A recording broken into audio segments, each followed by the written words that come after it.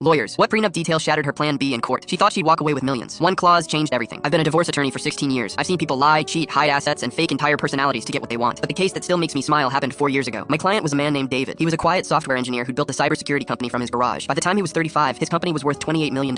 He wasn't flashy about it. He drove a used truck, lived in a modest house, and wore the same 3 shirts on rotation. He met his wife Andrea at a charity event. She was beautiful, charming, and seemed genuinely interested in him as a person. They dated for a year before he proposed. David's father had gone through a brutal divorce when David was a kid, lost half his business, his house, and his retirement. David watched his dad rebuild from nothing. So when David got engaged, he insisted on a prenup. Andrea resisted at first. She cried, said he didn't trust her, accused him of planning for failure. But David held firm. He told her the prenup protected both of them. She eventually agreed. Here's where it gets interesting. David didn't just hire any lawyer for the prenup. He hired me. And I don't write standard prenups. I write detailed ones. The agreement had several clauses, but one was specifically designed because David's father had warned him about something. His dad said, "Women who want your money will try to have a baby quickly to secure their position. Watch for that." David didn't want to believe it, but he added a clause anyway. The clause stated that if the marriage ended within 5 years, and if it was proven that Andrea had engaged in deliberate deception regarding family planning, she would forfeit all claims to spousal support and marital assets. She'd leave with only what she brought into the marriage. Andrea signed it without reading that section carefully. Her lawyer advised her to negotiate, but she waved it off. She said she trusted David completely. The marriage started well. Andrea quit her job 6 months in because she said she wanted to focus on starting a family. David supported her. They tried for 2 years with no success. Andrea suggested fertility treatments. David agreed. They spent $40,000 on IVF. Nothing worked. Andrea cried constantly about wanting to be a mother. David comforted her and said they could adopt or keep trying. He loved her and wanted to make it work. Then, 3 years into the marriage, Andrea got pregnant naturally. She said it was a miracle. David was overjoyed. They had a daughter named Emma. David adored that little girl. He cut his work hours in half just to be home more. For 2 years, everything seemed perfect. Then Andrea filed for divorce. She cited irreconcilable differences. She wanted the house, $3 million in liquid assets, $15,000 per month in spousal support, full custody of Emma, and $8,000 per month in child support. David was blindsided. He came to my office looking like he hadn't slept in days. He kept asking what he did wrong. I told him we needed to investigate before we responded. Something felt off. I hired a private investigator. What he found changed everything. Andrea had been on birth control the entire first 2 years of the marriage. She'd been filling prescriptions at a pharmacy 30 minutes away under a slightly different name, using her maiden name spelling. She let David spend $40,000 on fertility treatments while she was actively preventing pregnancy. She only stopped the birth control when she decided the timing was right. The investigator also found texts between Andrea and her sister, messages from before the wedding. Andrea wrote, "His company is worth millions. I just need to get through 5 years and I'm set. A baby locks it in. He's so naive, he'll never figure it out." Her sister responded, "Smart. Get pregnant around year 3 so the kid is young when you divorce. Judges love giving moms full custody of toddlers." Andrea replied, "Already planned. I'm taking the pill until then. He thinks we're trying. The fertility doctors are a nice touch. Makes me look desperate for a baby." I presented this evidence to David. He didn't say anything for a long time. Then he asked one question. "Can she still take Emma from me?" I told him we'd fight for joint custody, but first we had to deal with a prenup. When we got to court, Andrea's lawyer came in confident. He presented their demands like it was a formality. He expected David to settle quickly to avoid a public battle. Then I submitted our evidence. The pharmacy records, the text messages, the timeline showing she'd been on birth control during every single fertility treatment. Andrea's face went white. Her lawyer asked for a recess. We gave them 20 minutes. They came back and tried to argue the texts were taken out of context. The judge wasn't buying it. He read the messages out loud in court. "His company is worth millions. I just need to get through 5 years and I'm set." The prenup clause was clear. Deliberate deception regarding family planning. Andrea had deceived David for 3 years. She'd let him believe they were struggling with infertility while she swallowed a pill every morning. The judge enforced the prenup in full. Andrea got nothing. No spousal support, no assets, no house. She left with the $6,000 in her personal savings account, the same amount she had when they got married. After the ruling, Andrea tried to approach David in the hallway. She was crying, saying she made mistakes, asking if they could work something out privately. David looked at her and said, "You planned our entire marriage like a business transaction. I was just the funding source. Now you can fund yourself." He walked away with Emma in his arms.